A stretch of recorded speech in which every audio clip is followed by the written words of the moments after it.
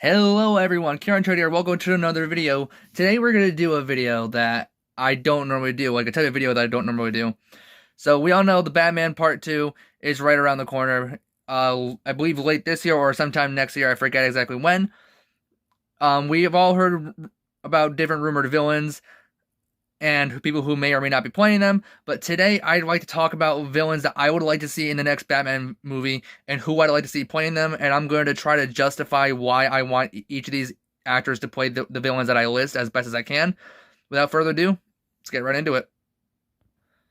So first up, I would love to see Robert Pattinson's Batman in the next film go up against Scarecrow, particularly played by Mads Mikkelsen.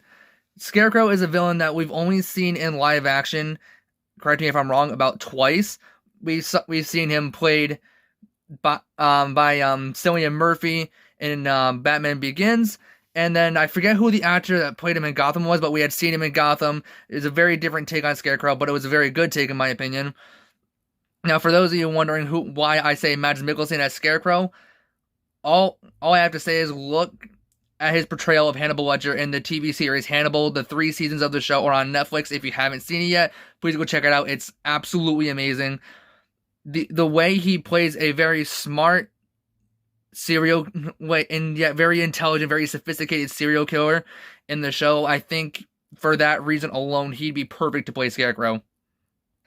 The next villain I'd hope to see in the Batman 2 sequel to go over against Robert Pattinson's Batman is none other than Clayface. We've never seen Clayface in live action, and I would love to see him be played by Thomas Hayden Church.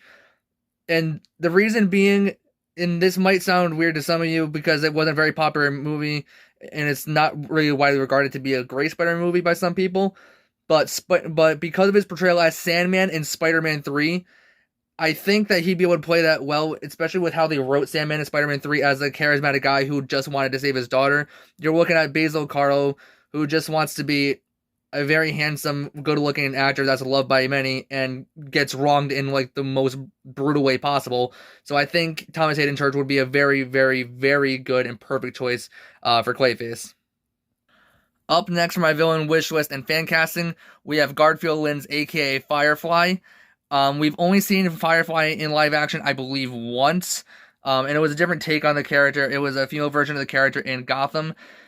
I thought the portrayal of Firefly in the show was terrible, mainly because Firefly didn't even fly. I mean, it's kind of in the name. You would think that Firefly would be able to fly. That's the main thing that I didn't like about it. The only thing I didn't like about it, really. And I would love to see him be played by Evan Peters. He's played comic book characters before, well, only Quicksilver in live action, but honestly, because of his portrayal as Jeffrey Dahmer in the Netflix series, being able to get into the mindset of a serial killer, seeing how well he played Jeffrey Dahmer, I don't see why he wouldn't be able to perfectly play a serial arsonist as a Batman villain. So that's why I think he'd be perfect for the role of Firefly. Next is yet another villain that we have yet to see in live action, that being Man-Bat. And I feel like he'd be a very interesting villain to see in live action, just like an absolutely nightmarish villain of a scientist who just wanted to do some good and ends up turning into a horrific monster, but done properly. And I feel like Doug Jones would be the perfect guy to play him just because of how like we all know he can handle like heavy makeup as aesthetics to play different movie characters, namely Abe Sapien and Hellboy. But the reason I want him as Man-Bat is, and this is only a fan film, but he's played a DC villain before in a fan film by Bat in the Sun, Batman Dying is Easy, in which he played the Riddler for about, I think it's like a minute and a half worth of screen time. And just seeing how he got into that mindset and that he's used to playing characters with a lot of heavy makeup, I think he'd be a really good casting choice for Man-Bat.